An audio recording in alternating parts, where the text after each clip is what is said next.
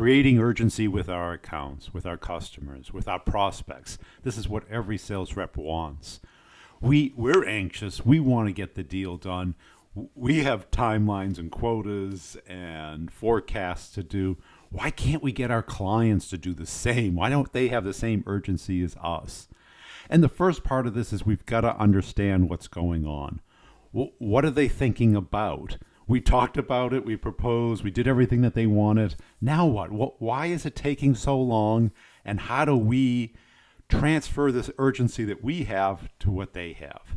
It's a great question. It's a tough answer. We first have to understand what's going on internally in a company, and that people and organizations don't always have the same motivations. And there's a bureaucracy, there's a chain of command, there's a procedure, and no real organized way of changing. Nobody sends people to change school or to how to buy a vendor's product school, how to evaluate it, how to make dramatic change with the new ways of doing things within a company. So what do we have to do? We have to understand this, because the people that we're talking to at the company, they don't understand it. So we have to help them through this process. So the first thing is we have to know that process. And if you don't know it, you got to learn it. And you can listen to more videos or the podcast. It's too much for this one video. But we have to get them focused on the outcome that they want. Because if you focus them simply on the next step, so you have to know the steps. But if you focus them only on the next step, they'll get stuck on that. They'll get delayed on it. And it'll just drag on and on.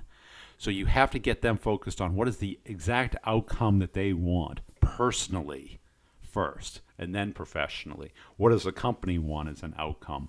And also what they personally want as an outcome. Improving their job, making their life easier, getting a promotion, whatever it is. Then you have to do something that's very counterintuitive.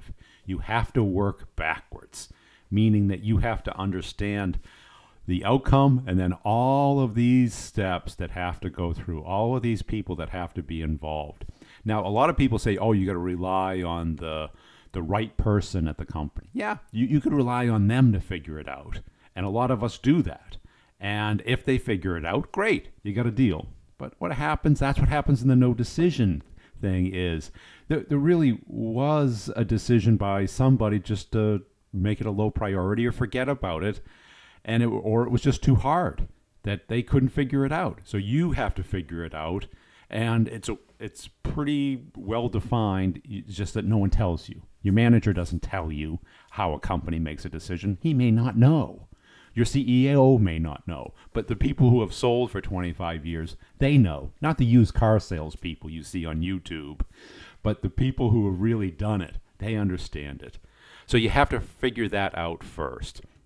And then you have to kind of backstep them into that process of, okay, you've got to do this. You've got to have the business justification done. You have to have the purchase request done. You have to have due diligence done. You have to have budget allocated. You have to have buy-in by the business side, the financial side, the legal side, and procurement.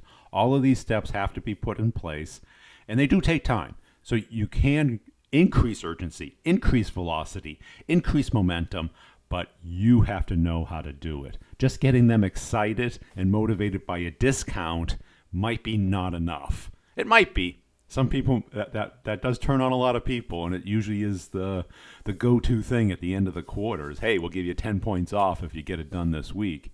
And it has worked. It's worked a lot, and it's worked for many people, but it's not the only tool you have. That's just giving them more incentive to try and figure it out. If you know it, then you can backstep and run them backwards right into that process.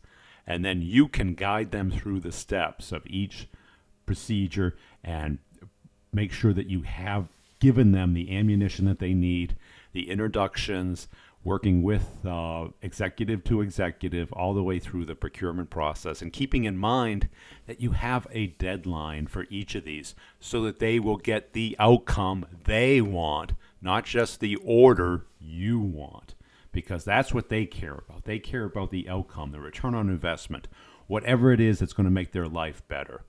If this sounds like what you face every day, let's talk about it on the podcast, The Brutal Truth About Sales and Selling on iTunes, or just watch more videos. If you like this, please give it a thumbs up, subscribe, and comment if you have some thoughts. Thanks for watching.